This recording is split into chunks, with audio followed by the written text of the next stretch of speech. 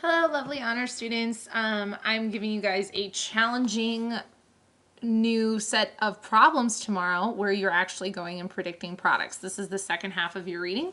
Just as another reminder that on Monday when I return, we'll have an open note quiz covering the information presented yesterday and today.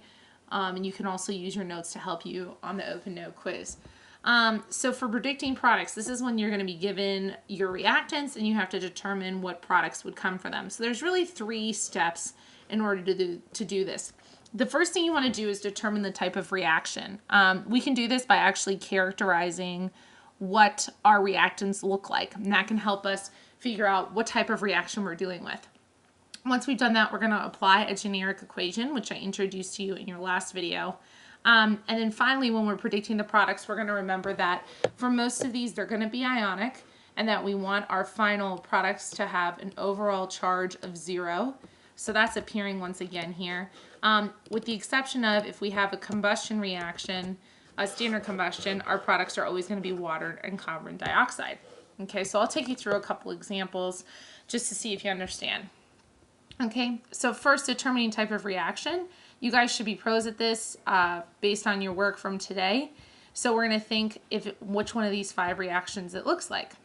Okay, looking at this, I see here I have one reactant here, Mg, one product here. They're not bound to anything else, so this looks to me like a synthesis or combination reaction. So there's going to be one final product. So if I look, I have A plus B, which should give me AB. So now I've identified the type of reaction, which is a combination. I have my generic equation, and now finally I have to figure out how they come together. Okay, I know that Mg is in group 2, so that means he has a +2 charge, and oxygen is in group 6, which means that it has a -2 charge. 2 plus 2 gives me 2 minus Q gives me that overall charge of 0. So my final product would be MgO. So again, I determined the type of reaction, I applied the generic equation, and I made sure the overall charge was 0.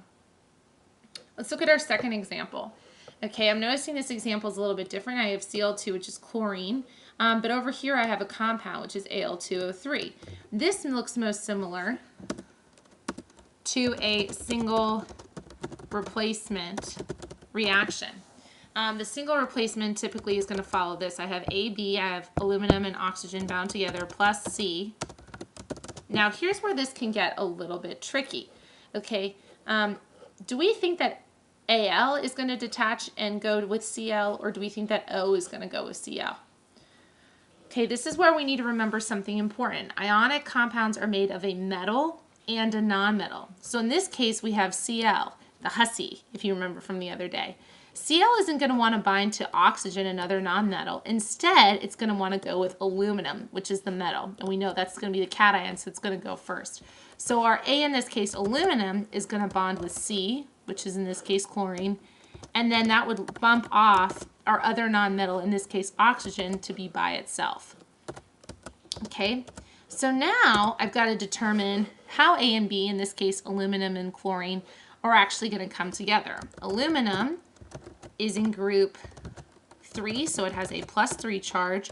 Chlorine is in group 7, so it has a -1 charge. Okay, some of you have already realized that this would then become AlCl3 to make that overall charge 0. And now I have my B, which is chlorine in this case. Or sorry, which is oxygen in this case. Now, can I just leave it as O? Most of you are probably shaking your heads saying no, because it is a diatomic.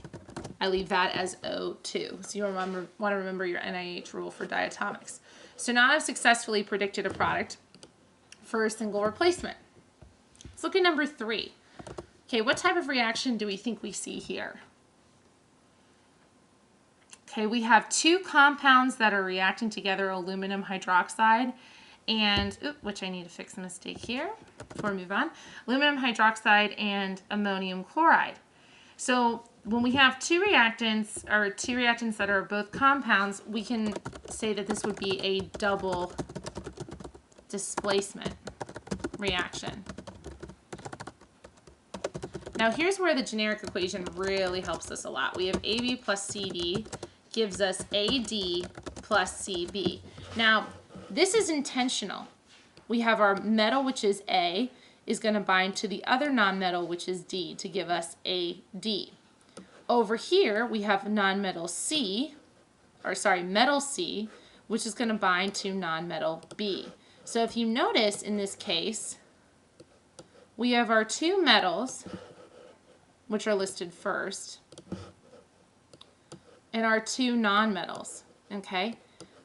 We're always going to have those nonmetals to the right, and we're always going to list our metals first to the left. Okay, so if you notice here, we're really switching B and D's position.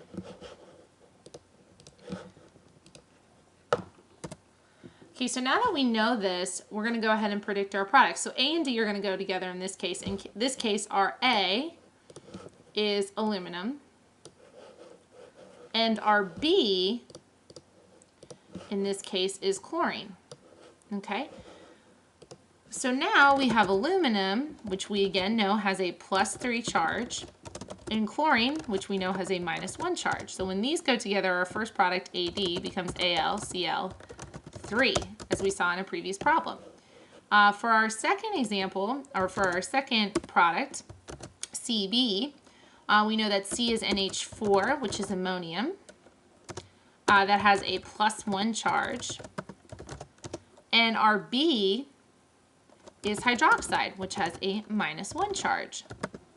Okay, so when these go together, that makes NH4OH. We've now successfully predicted a product for a double displacement reaction. So if you notice for all of these, I'm discerning, following this process, determining the type of reaction, applying the generic equation, and for ionic, making sure that overall charge is 0.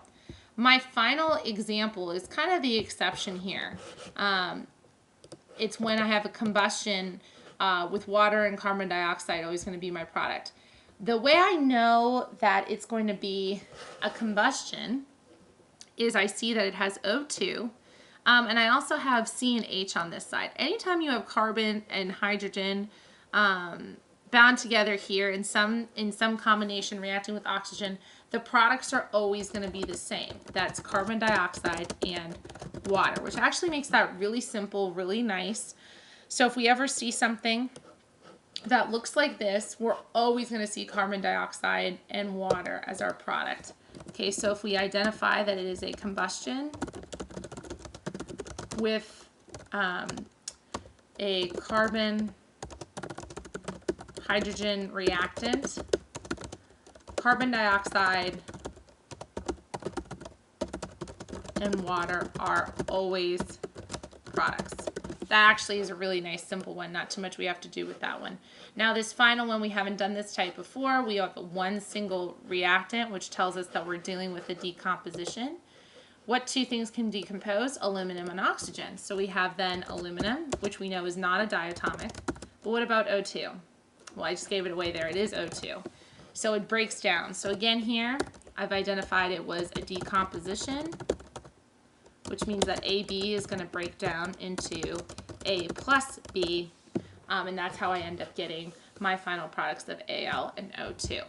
Now this is a little bit of a trickier concept, but if you follow this procedure of determining the type of reaction, applying the generic equation, and in most cases worrying about making the overall charge of 0 for each compound with the exception of combustion, you'll actually find that it's pretty straightforward and easy once you get some practice under your belt. The practice is what's going to make you really, really good at this skill. So please make sure that you commit yourself to the practice in class tomorrow. And then also feel free to text me or email me questions with permission from your teacher during class or certainly after school as well.